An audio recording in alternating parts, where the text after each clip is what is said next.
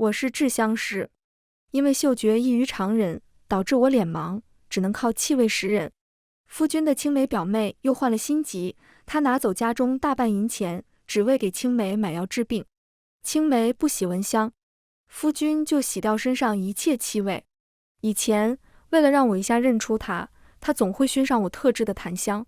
城破那日，将军将我拽上马背时，我闻到了熟悉的檀香，将它当作夫君。某日，一男子找上门，非说他才是我的丈夫，可无人信他。大家好，欢迎收看皮皮听书。我揪住夫君的衣襟，不让他离开。因为恐慌，我嗓音轻颤。夫君别走，我害怕。听闻起义军就要杀到城外了。卫灵很不耐烦，他一点点掰开我的手指，斥责我不懂事，表妹突发心急，眼下城中很难买到药材，我自是要出手相救。你莫要无理取闹。我见他掏出大半家底，不免担心。夫君，正逢战事，咱家的香料铺子不景气，你将银子拿走了，家中用度恐会不足。卫灵自顾自装好银子，又低头嗅了嗅他自己身上，完全无视我的恳求，兀自道：表妹不喜闻香，我还是先换一身衣裳，免得她心急加重。他换衣清洗，直至闻不到我特制的香料。我提醒他：夫君，你就不担心我认不出你？卫灵笑了：你我都成婚一载了，岂会还认不出？白纸，你明明长了一双秋水眸，非说自己是脸盲，可我寻常时候也没见你认错过人。莫要同我闹了，你只是失去了银两，表妹的心急可是会丧命的呀。我自幼嗅觉异常敏锐，但其他感官经常模糊。刚成婚那会，卫灵总会小心翼翼，生怕我认不出他，也担心我将旁人认成他。他这才提出要熏上特制的檀香。眼下他却不信我当真脸盲。卫灵坚持去给他的青梅表妹送银子，他一去就是2日。我不懂，从魏府去城东不过才半日功夫，卫灵怎就不能1日往返呢？我眼皮跳个不停。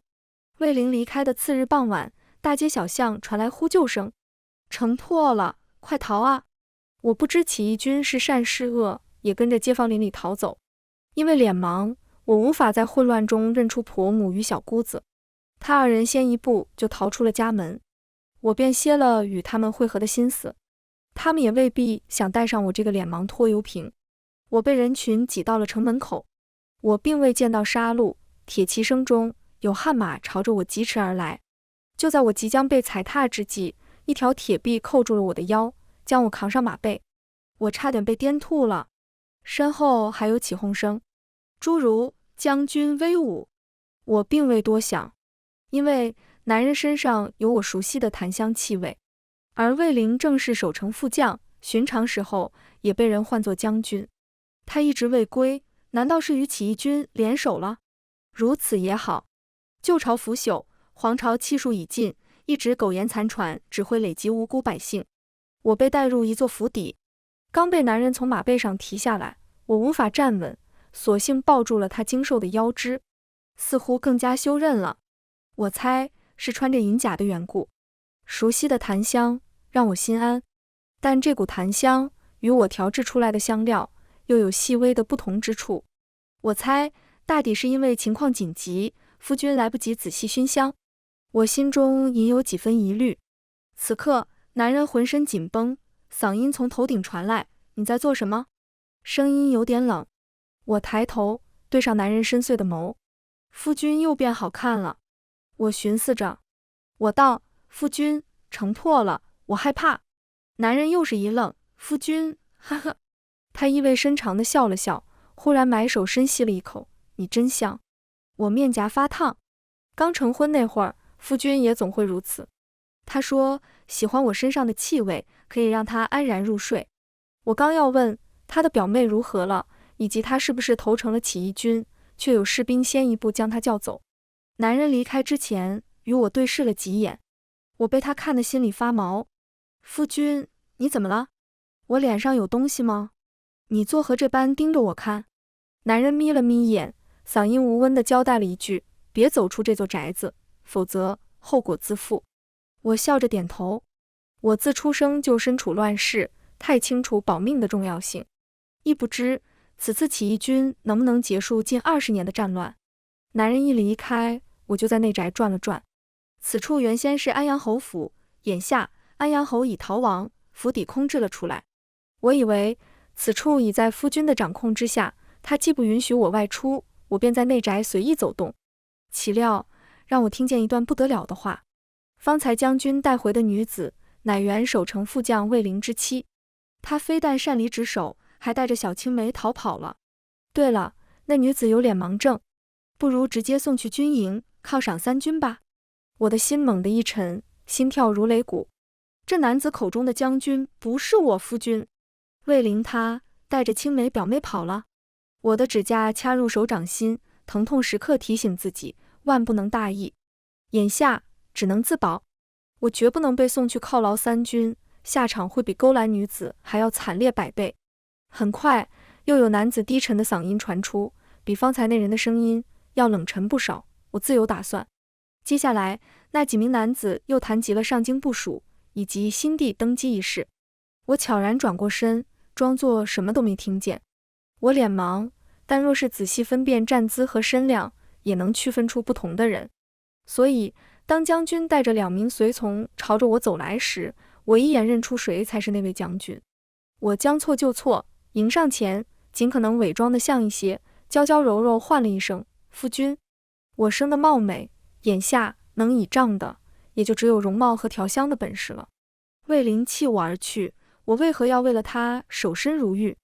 我在赌，这位将军既然留下了我，便不会直接杀了我，亦或是将我送走。至少此刻不会，但日后就不好说了。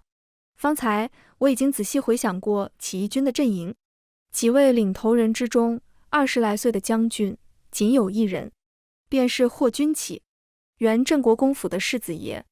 君王残暴不仁，残害忠良，让镇国公府满门诛灭，而霍君起在行刑之前逃走了。他青梅竹马的未婚妻是个绝美的女子，被帝王强抢入宫，没几日就香消玉殒，遭折磨致死。我猜霍君起今日入城门时，顺手将我掳上马背，或许也是因为我的脸而起了恻隐之心。因为魏灵不止一次提及过，我与那位美人有几分相似。当然，上面种种皆是我的猜测，我只能走一步算一步。此刻，我握住男人的手，轻轻晃了晃，故意试探：夫君，你不是说去看望表妹了吗？为何会和起义军在一块？外面大乱了，我离开之前，魏府被人放了一把火，咱们今后住在哪里？霍君起身后的2人面面相觑，但谁也不敢插话。显然，霍君起才是拥有绝对话语权的那个人。霍君起幽眸微眯，之后他低头看了看我2人相触的手，我心里七上八下，又唤：夫君，你怎么不说话？我一口一声夫君，仿佛根本不知自己认错了人。终于，霍君起像下定了某种决心，自然是夫人更重要。我特意快马加鞭赶回来寻你，恰好在城门口看见了你。日后就住在将军府，这座宅子已是我的了。他在诓骗我，但我松了口气。甚好，他骗我，说明需要我，如此我就能暂时保命。想到接下来的计划，我继续说：夫君，我喜欢的香料都烧没了，你让人去长安街给我买些回来。霍君起一口答应，我将需要的香料列了一个清单，若单独去查看每一样香料，并无特殊之处，但经由我的手之后，这些香料会被调制成催情香、助眠散、安神粉。在乱世活久了，每每遇险，第一反应就是想着保命。正如眼下，我不会顾及什么女子就该从一而终，我越快拿下霍君起，对我越有利。为演得天衣无缝，我特意说出熏檀香的事。夫君，你身上的檀香好似不太一样了，你昨日可是换了衣裳？你答应过我的，只熏我特制的香，不然我会认错人的。霍君起眼眸微眯，敏锐如他，自是能想明白为何我会将他认成了魏灵。他2人皆是武将，身量皆其长，也都是20几岁的年纪，再加上同样的檀香，很难让我这个脸盲一下就分辨出来。再者，今日城门口实在混乱，我没有时间和精力去分辨清楚。男人薄唇轻启，好，都听夫人的。我莞尔，夫君，我甚是想你。今晚你忙完就来我房中吧。男人身子明显僵住，他没同意，但也没拒绝。很快，我需要的香料买了回来。我以最快的速度调制出了迷情香。可霍君启今晚并未来我房中，他倒是命人送来不少女子所用之物。旧巢已灭，新巢即将建立，他忙碌一些也实属正常。不过我依旧怀疑他是故意躲着我。次日傍晚时分，霍君启才回府，他果然去做了一些功课。来见我时，身上非但重新熏了檀香，还穿了一件月玄色绣竹叶纹的锦袍。他只要稍稍打听，就会知道魏灵喜欢竹子。那家伙虽是武将，但总爱附庸风雅，穿一些绣了竹叶纹的衣裳。霍君启站在门廊，没吱声。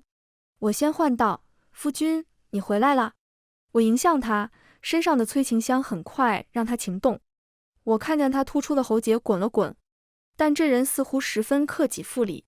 我故意打趣他：“夫君，你怎么变冷漠了？可是心情不佳，总不能还在惦记你那表妹吧？”我故作娇嗔，如此非但没让霍君启愠怒，反而打消了他所有顾虑。他将我打横抱起，疾步迈入屋内。霍君启正当血气方刚，再加上催情香的作用，一切水到渠成。但我略有不适，甚至有些叫苦不迭。我明白，他将我当做了替身，用欺骗我来换取这一刻的欢愉。我多少存了一些报复的心思，故意逗他：“夫君，你怎么比以往凶猛太多？”饶是我脸盲，但体力上的差距还是能够轻易察觉出来的。霍君启可没法控制好力道，他亦不知魏灵的实力，所以霍君启在关键时刻像是惊到了，猛地僵住。他终于歇了，我却没打算就这么放过他。虽说我与他是互骗，但方才我的确吃了点苦头。我的手抚向他小腹的疤痕，吓唬他道：“夫君，你身上的疤痕好像换了位置，腰身也比半年前结实修韧了不少。我与魏灵已经半年未同房，半年前他那表妹和离归府，他去探望了一面，便被迷得神魂颠倒。魏灵偶尔晚归，我能闻到他身上的其他气味，他遮掩的再好，也逃不掉我的鼻子。此刻，霍君启捉住我的手，他像是在极短的时间内想到了措辞。夫人，你记错了，疤痕的位置岂会变化？最近我的确勤加操练，许是身子骨结实了一些。我装作懵懂地应了一声，便不再多问，因为着实太累了，很快就沉睡了过去。次日天明，我是在摇晃中醒来的，睁开眼，一颗豆大的汗珠砸入我眼中。我眯了眯眼，霍君启刚毅俊朗的脸在这种时候终于褪去了肃重，他笑了笑，嗓音阴哑：“夫人，你醒了。”“呵，夫人倒是喊得挺顺口。昨日变故太多，再加上昨晚没睡好，眼下实在没多少力气。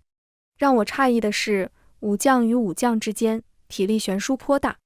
天光泄入内室，与昨晚不同的是，一切春光清晰可见。一想到霍君启与我昨日才认识，我表面上虽然能装，内心多少有点不适。于是我专挑他害怕的话，说道：“夫君，你从前可不会这般折磨人。”霍君启动作一致，他俊逸的脸上慌了一瞬，但也仅此一瞬。随后他附耳低笑，一想到如今天下大定，为夫欢喜，这才失控了些。好一个奸诈的枭雄！我没揭穿他，因为霍君启这边放过了我。下榻时，我双腿一软，直接跪在了脚踏上，引得霍君启笑出声来。这厮将我视作心上人的替身，在我身上缓解相思之苦，委实可恶。不过转念一想，我还得靠霍君启保命。今日霍君启不知起了什么心思，陪我用早膳。我明着斗不过他，但可以耍点小心机，道：“夫君，你从前不喜太过清淡的饭菜，怎么现下倒是喜欢青菜小粥了？”魏灵口味重，又贪食，俸禄都满足了他的口舌之欲，家中用度全靠我制香。我知晓他贪图我的银子和美貌，可我一介孤女，又何尝不是贪图他的庇护？扪心自问，若无魏灵与我从小定下的婚约，我与香料铺子早就被人吞噬殆尽。这个世道就是这般残酷。故此，发现自己认错夫君之后，我本能的第一反应就是将错就错，攀上霍君启更安全些。我不曾走出过京都，亦不知宅门之外的世道，如我这般女子，比不得画本子里的金国。记忆中，每隔几个月就会发生动乱，官不是官，民不聊生。眼下，我完全甘心当一个替身。此刻，霍君启硬着头皮吃了一块辣子豆腐乳，粥刚好温着，方便食用。我的口味岂会变呢？看着他如同吞毒的模样，我心中总算畅快了。霍君启白日里忙于政务，从前的镇国公府被毁了，他将这座宅子改成了镇国公府，算是重振门庭。府上下人大抵是被他受益了，皆唤我为夫人，所有人都默契地喊霍君启为将军，绝口不提及名讳。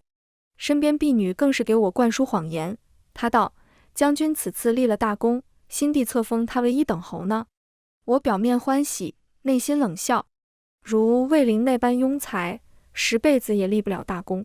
显然，霍君启为了瞒住我，他大费周章。为了配合他，我也装傻充愣。他骗他的，我骗我的。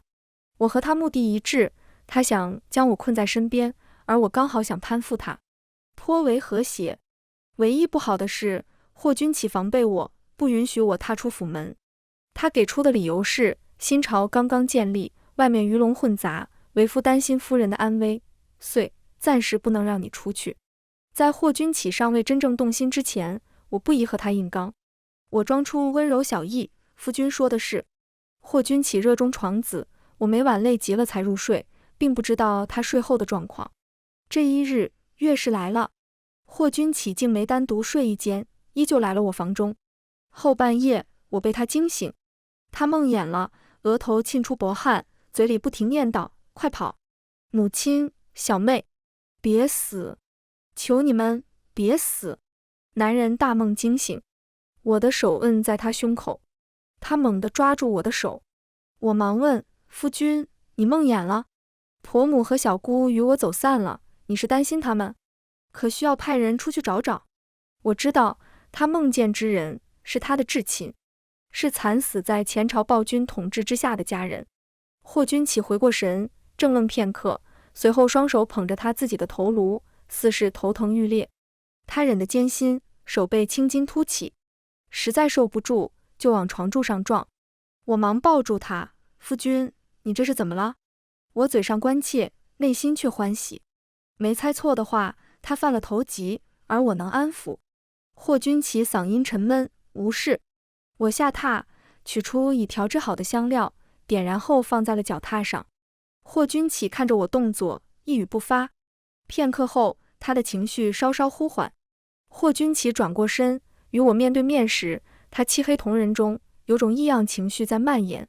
他搂我入怀，在他看不见的地方，我红唇扬了扬。用过我调制的安神香，他再也无法适应其他安神的香料。今后，但凡他的心魔一直存在，他就离不开我亲手调制的香料。不可取代，才能变得稀缺。霍君启很快睡了过去，接连5日，他都睡得安稳。霍君启看我的眼神逐渐温和起来。这一日早晨，霍君启无需上朝，摁住我不放：夫人，时辰尚早，今日不必早起。男人的眼神告诉我，他想作甚。我推了推他。霍君启蹙眉，眼底有不满之色。这阵子相处下来，我已经大概了解了他的脾气。他吃软不吃硬。我娇嗔：夫君，腰疼。他果然笑了，是为夫的不是，下回我小心些。男人心情不错，我趁机提出要求：夫君，新帝登基有些时日了，我想出去查看一下香料铺子。在霍君启开口拒绝之前，我的手已经探入他的衣襟。夫君说过的，会全力支持我做任何喜欢的事。魏灵才不曾说过这种情话，是我胡诌的。霍君启为了不暴露，他一定会答应。男人眸色微眯，如我所料的应下：好，但必须让人跟着你。我得偿所愿，很快就出府，去了一趟铺子。等到哪天霍君启不再痴迷于我，至少我能利用调香的手艺保住小命。在铺子里忙活了大半天，回府的路上竟被熟人认出来了。魏家娘子，你怎在此？我听闻魏府被烧毁了，你那婆母与小姑子如今流落街头呢？你男人还没回来吗？我一脸茫然，装作没听懂。什么？这时我身边的婢女当即警觉，夫人该回府了。护院也上前驱赶那老妇。回到府邸，霍君启很快归来，见我并无异样，他暗暗松了口气。看他紧张恐慌的模样，我还挺窃喜。显然也有人向他禀报过，而且看得出来，他很担心我会发现他压根不是我夫君。接下来几天，霍君启在榻上闹得特别凶，害我整日犯困，每天只能晌午才去铺子。我怀疑他是故意的，但纸保不住火，霍君启担心的事情还是发生了。魏灵竟找上了门，新帝发布诏书，大赦天下。魏灵身为前朝旧臣，也被赦免，且新帝还昭告天下，旧臣只要忠于新朝，亦有可能被重新重用，但前提是通过考核。所以魏灵马不停蹄回来了。我刚下马车，由婢女搀扶着，魏灵就站在巷子口，多日奔波让他憔悴了不少。他还没靠近，我就闻到一股难闻的馊味。魏灵见我一身华贵，立刻迎上来，夫人，我可算寻到你了。我蹙眉，以帕遮唇，哪来的乞丐？来人，给些碎银子打发了去。魏灵啊魏灵，他回来了，我就得要他，我又不是捡破烂的。魏灵并非单独前来，他身边还跟着表妹杜小莲。魏灵被护院挡住，我还没对魏灵如何，杜小莲就开始加戏。表嫂，我理解你为何生气，千错万错皆是我一人的错，我不该犯病，更不该让表兄救我。可你也不能因此就不认表兄呀。按律法，女子出嫁从夫，若为合离而另嫁，是要获罪的。表嫂，你怎么能高攀旁人？你如何对得起表兄？你可知表兄为了回来寻你，他冒了多大的风险？说着，杜小莲自己哭了起来，她仿佛痛心疾首。魏灵原本一脸担心愧疚，此刻逐渐转化为愤怒，尤其见我一身华贵衣裙，还有仆从簇拥，她更来气了。白芷，你说，你是不是高攀了权贵？我才离开多久，你就这般按捺不住？我翻了个白眼，全当是听见了狗吠吧。小人果然是没理也要应征。我颔首，仗着背后势力强大，一脸无情道：胡说，我夫君乃堂堂武将，岂会沦落到你这般窘迫境地？再者，我与夫君约定过，让他熏檀香，以方便我认出他。你又算个什么东西，岂敢冒充我家夫君？反正我脸盲，我说他不是夫君，他便不是。一言至此，我又说皇帝已大赦天下，就算是旧臣也被赦免，你二人入城，何谈风险一说？莫不是故意上门打秋风的吧？霍君启闻讯赶回，他骑在高头大马上，威风凛凛，有武将气度，也有文人风骨。扪心自问，与霍君启相处久了，无需闻香识人，一眼就能辨出来。我唤道：夫君，你可算回来了。这厮胆敢谎称他是我夫君。霍君启眼中闪现一抹慌乱，可他到底不是寻常人物，仅此一瞬间，慌乱一闪而逝。他跳下马背，长臂揽住我的后腰，夫人莫怕，此等刁民，驱赶便是。言罢，霍君启像是蓄意强调了一句：我与夫人朝夕相处，夜夜同寝，夫人岂会认不出我呢？我附和：那是自然。夫君身上的熏香，可是我亲手调制，无人能冒充。霍君启拦我入府，他面无表情吩咐：再有刁民闹事，直接打发了。护院是将军。魏灵面色苍白，被驱赶之际，一路嚷嚷：白芷，我才是你的夫君，街坊邻里都能作证。你不信我，总得信旁人吧？你大可四处打听。我干嘛要打听？如今魏灵无官职，无宅邸，无银两，妥妥三无之人。他只能前来讹诈我，他所图并非我这个人，而是想来利用我。晦气玩意儿，滚远点才好。霍君启放在我腰上的大掌收紧，我吃痛，侧过脸看向他。霍君启仅在一瞬间就变化了神色，夫人不必多想，方才那人就是个刁民。我莞尔，是啊，他简直异想天开，还妄图顶替夫君。我的夫君也是响当当的人物，他也不知照照镜子。霍君启像得了鼓励，夫人，你可万不能认错人，记住为夫的脸，为夫的身段，为夫的气味，还有为夫的温度。我被撩了，但我并不排斥，尤其是今日见过魏灵之后，更觉得霍君启才算是真男子。他虽骗了我，可他给的多呀。霍君启给势，给财，给爱，这些都是实实在在的好处。至于真心那种虚无缥缈的玩意儿，要来作甚？而魏灵就是个软饭硬吃的家伙，又是一夜纠缠。我明显感觉到霍君启与之前的不同，他动情了，但这还远远不够。我怎知等到他腻了之后，等待自己的会是怎样的结局？我要再添一把火。我还是照常花半日时间去打理铺子。霍君启没有察觉到任何异样，所以他并未禁足。而如我所料，魏家那几口绝对还会找上门。这一日，魏灵领着他的母亲、妹妹一起去了铺子。婆母和小姑子都不是省油的灯，他们是有备而来，在铺子门口撒泼打滚。天杀的！儿媳妇另攀高枝，对我这个老婆子不管不顾了。嫂嫂，你不认我哥，就连我也不认了吗？我知晓嫂嫂胎记的具体位置，我就是你的小姑子。白芷，你睁大眼睛好好看看，我才是你夫君。你每日去的地方是镇国公府，是霍君启的府邸。你乖乖回来，我既往不咎，绝不会嫌你脏了。所有人都在指指点点，我以怕遮唇，看似受惊过度，实则是防止自己吐出来。魏灵不嫌弃我，我还嫌他呢。同时，魏灵还找来了原先的街坊邻里作证，所有人都在明里暗里指责我认错了丈夫。我泪落如雨，是吗？可我还以为夫君会在城破那日回来寻我呢。而且你既然是我夫君，为何先去搭救你表妹，而不是我？你我曾约定过，你会一直穿着熏香的衣裳，方便我识别，你食言了。我字字句句都在斥责魏灵，是他不仁在先，也是他导致我认错了人。急促的马蹄声传来时，我已经哭成了泪人，由婢女搀扶着，才勉强站稳。霍君启到了，与他四目相对时，我轻咬红唇，所有委屈都写在脸上。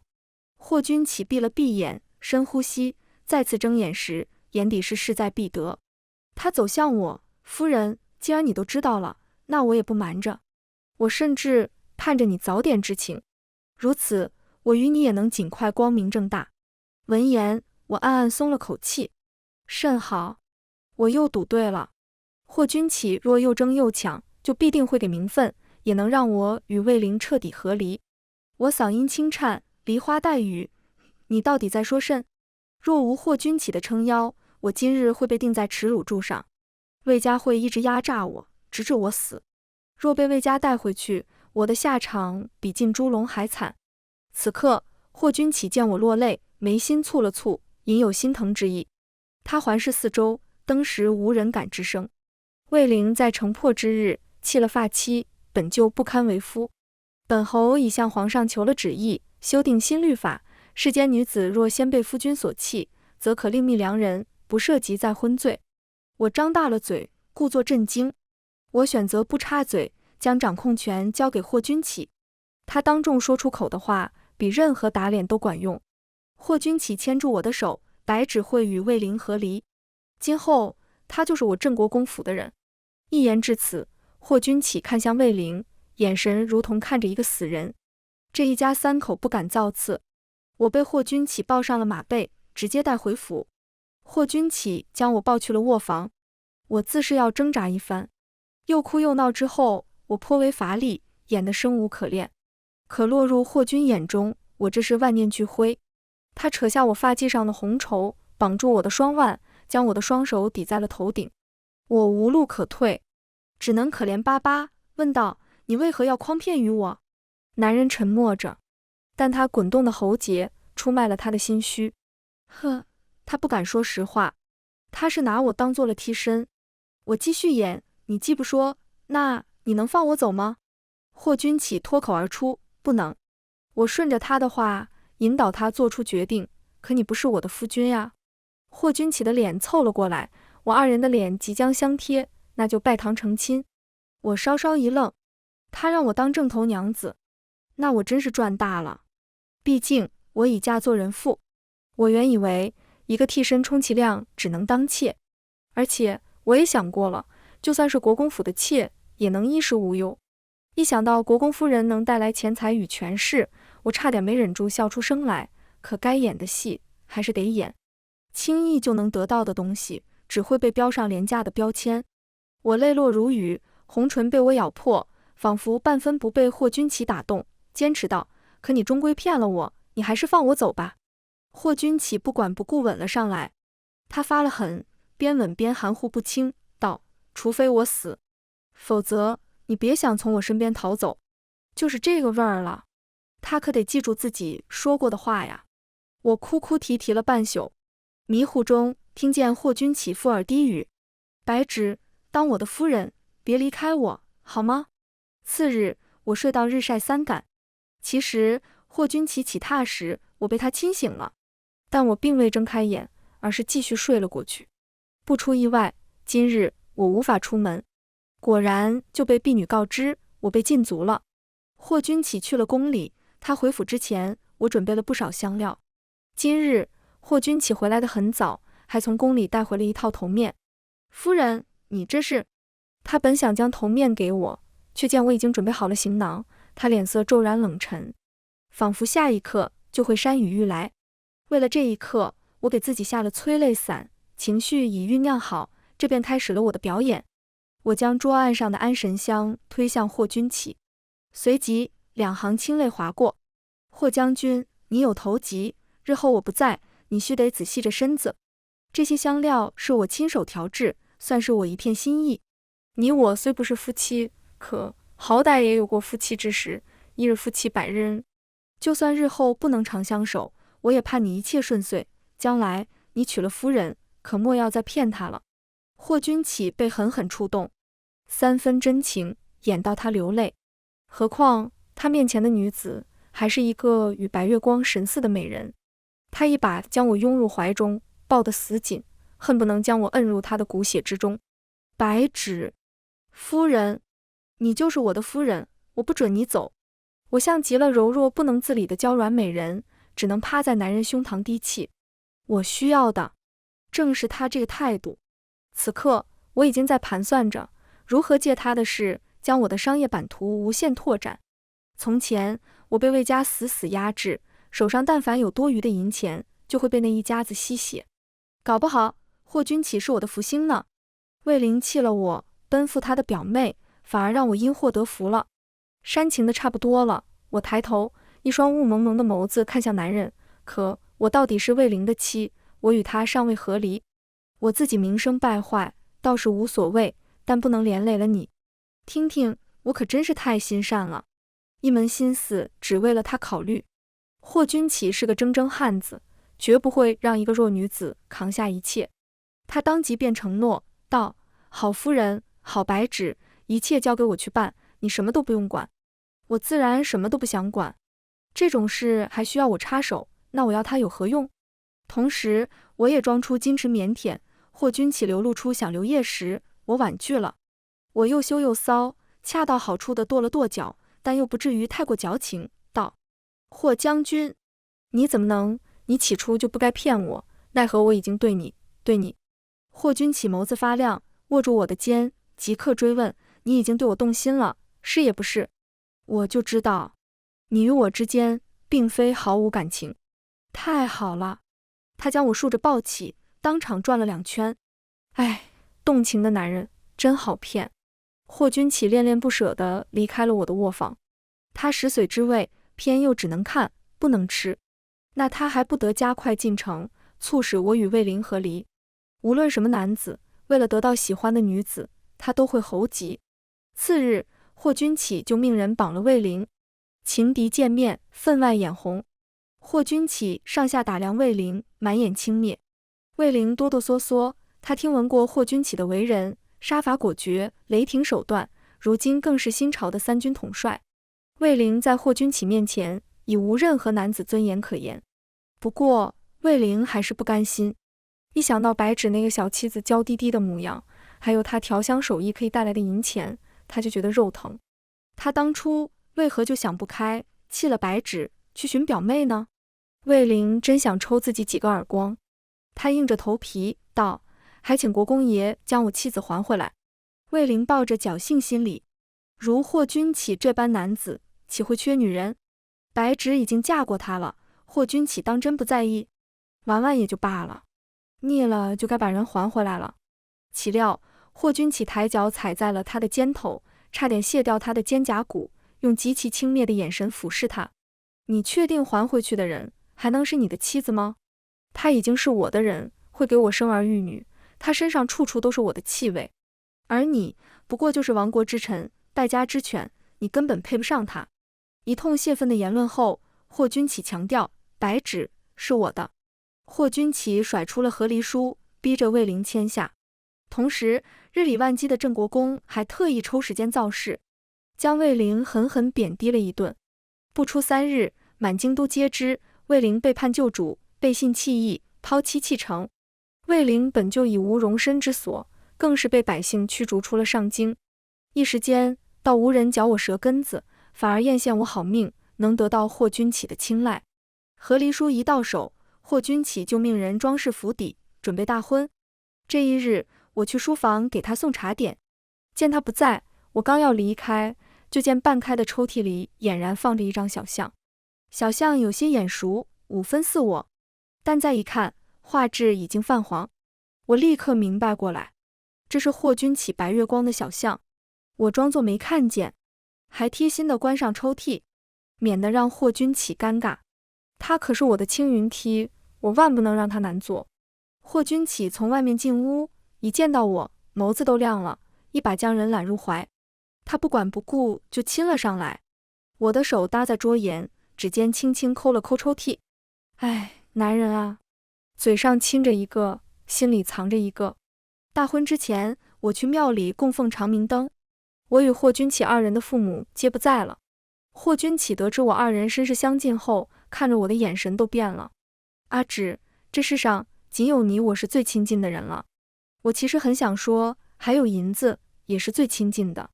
雨天路滑，供好长明灯，马车缓缓行驶在泥路上。忽然外面传来打斗声，我本能地摸了一下藏在身上的匕首，心底涌上一股恼怒。贼老天，我只想好好活着，为何总有人不想让我好过？很快我就知道了答案，竟是魏灵。他被驱逐出上京后，勾结上了旧朝余孽。这人笑得恶劣，白芷又见面了。为了和旧朝残余势力联手，我连亲妹妹和杜小莲都送出去了，便是为了此刻将你亲手抓住。疯子！魏灵挟持了我，并让人去给霍君启传话，让霍君启独自前来救人。但凡魏灵看见霍君启带上救兵，他就会直接杀了我。我没有激怒魏灵，而是眨了眨眼，让自己泪盈于睫。你到底是什么人？魏灵的脸色十分难看。我是你夫君。白芷，你当真脸盲？可我才是你的夫君啊！他满脸不甘，扣住我的后脖颈就吻了上来。我胃里翻滚，一度恶心想吐。霍君启有白月光，但至少洁身自好。魏灵与杜小莲不清不楚，还能将杜小莲送出去，他着实让我恶心至极。魏灵察觉到我要吐，他抬手给了我一巴掌，打得我脑袋嗡嗡响。白芷，你这个贱人，你睁大眼睛看清楚，我是你的夫君。他暴怒，但转瞬又阴恻恻地笑了笑。等到霍君启过来，我会送他上西天。他让我颜面尽失，害我家破人亡，我不会放过他。其实我也在期待，此次机会刚好可以让我验证一下我在霍君启心中的地位。霍君启来了，表面看上去他是独自前来，见我毫发无损，他似乎这才松了口气。我与他对视，当时泪落如雨，缓缓摇了摇头，你不该来的。我总觉得霍君启不会输，这种场合是增加感情的最佳时机。魏灵嚣张极了，剑抵在了我的脖颈上。霍国公，你若不卸掉双臂，我就杀了这贱人。反正他都已经脏了，留着也是对我的羞辱。我大喊，不要，别听他的。霍君启，你快走，别管我。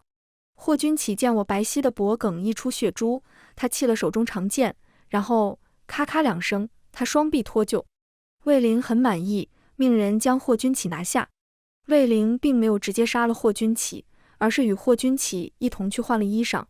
等我再见到他二人时，发现他们就连发髻也梳得一模一样，身上气味也一样，都熏了檀香。二人站在我面前，双手朝后，看不见谁的双臂脱臼。一男子道，白芷，你认出谁是你夫君，我们就会放过谁。魏灵故意温柔地说，好夫人，别怕，你选吧。我终于明白了魏灵的意图，她可真蠢呐。我畏畏缩缩，仿佛只会落泪。然后我缓缓走向两人，我身后之人看不见我的小动作，所以当我掏出匕首直接捅入魏灵心脏时，他们没有反应过来。而下一刻，我将匕首拔出，递给了霍君启。霍君启反应极快，立刻给他自己接骨，夺过匕首就去厮杀。此刻，魏灵缓缓倒地，我蹲下身，以极低的声音道：恶人死于话多。我的耳朵从无问题，我一直都能识别嗓音，认错夫君也是我故意为之，如今看来可真是明智之举。乱世总得留个后手。魏灵睁大了眼，她还哭了，白芷，你到底有没有爱过我？我扑哧笑出声来，站起身，脚踩在她的伤口上。爱什么爱？能当饭吃？一天到晚爱来爱去，到底在爱什么？魏灵死了，霍君启杀了不少人，国公府的护院很快就从暗处涌出。霍君启一把将我抱住，失而复得，颇为珍视。白芷，从今往后，我再也不会允许任何人伤害你分毫。我缩在他怀里，哭得柔弱又唯美。番外，大婚之夜，霍君启饮了酒，他问我对他到底有几分真心。我用红丝带蒙住他的眼，真心与否，夫君自己感觉不到吗？这些男子真够烦的，整日想得到女子的真心，得到了又不珍惜，得不到又上蹿下跳。我亲了一下男人突出的喉结。霍君启发出愉快的笑声，你果然是爱我的，看，这就断定是爱了。让他们欢喜，满足了他们当下所需，便就是爱。多肤浅，需求总在变化，所以真心从来都不是一成不变的。全文完，皮皮听书，感谢您的观看，我们下个故事再见。